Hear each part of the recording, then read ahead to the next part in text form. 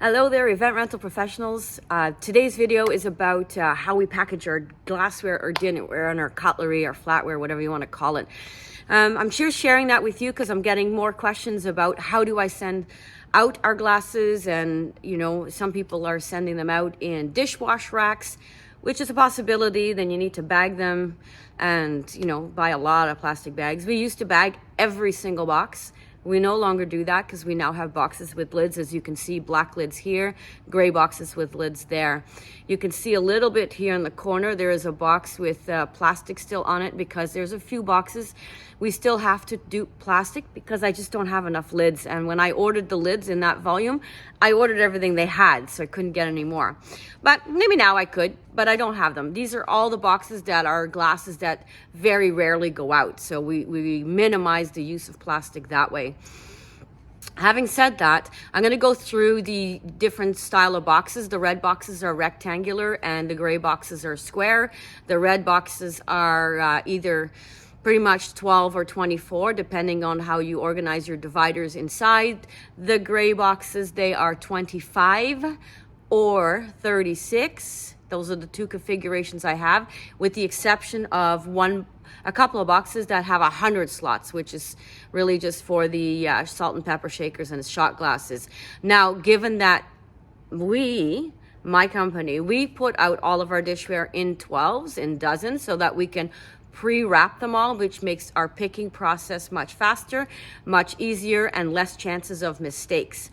That does mean, though, that our gray boxes go out with one empty slot because they are 5x5 slots, which means I have 25 openings, which means the middle one is empty. And that's something that we do need to let the client know, because I don't want them to think that they are missing, or they've lost a glass or whatever. It's just normal that the middle slot is empty. Anyways, I'll go through this now with you, and hopefully this is helpful for your business. Go make it a great day, be productive, and go make some sales. These are the three different size or height boxes. I should say height boxes because they're the same size, length and width, but the heights are different, as you can see. Each one of these boxes in this configuration have 25 slots. It's essentially the same as a commercial dishwashing rack, and it's similar in size. We have these three sizes for the different heights in glasses, and of course we like to optimize it as close as we can to the top to save space. I would not want to put a really short glass like that in a really big box, because that occupies an enormous amount of space in the warehouse, and we want to avoid that. Here's the box with 36. So what we do to identify, we write 36 on the bottom so that when we're picking orders, it's much faster to pick because we already know how many are in the box. If there's no number, it's a standard 24. So all the slots here are filled. Then we have another box that we ordered a low box for, but we ordered the dividers for 100. And what we do is we pop in the shot glasses here, and we also use this same box for salt and pepper shakers. There is other supplier, of course. There's not only one supplier in the world for plastic corrugated boxes. This is another one, and we have red boxes because that's how we got them when we took over the store. They used to have a logo there, but we've taped over it. And then later on, right from the beginning, we always bagged them like that. But in the years later, we found a company that also makes a similar size box, if not identical, but in black. So what I did is I just ordered the lids for them.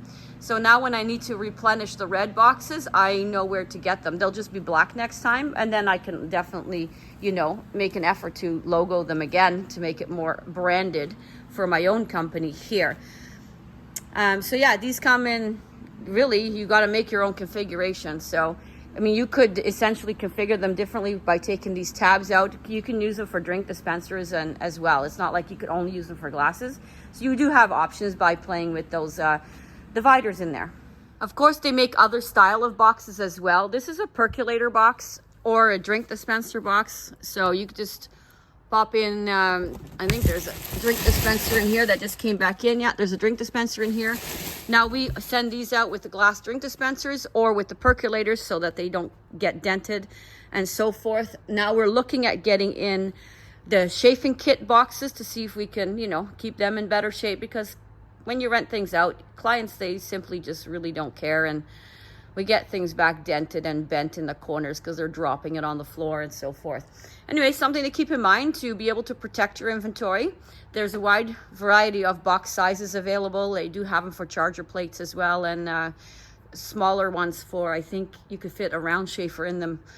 So take a look. There's so many options out there today. So here we packaged up our dinner plates, and what we've done is we've wrapped 12 dinner plates in shrink wrap, which is the meat wrap, so it's a little bit more stretchy, it's better quality, easier to work with. And then of course you can use a machine that has the heat bar to cut the cellophane so that you can actually really stretch it over the plate. So we have here, each milk crate has 2 packs of 12, so 24 plates in each milk crate. This makes it much easier for us to transport it. We can stack it, as you can see. And also when it comes back in, if the crate's pretty much full, you know you've got pretty much all of your plates, right? Now, if I pan over here, here are the dessert plates.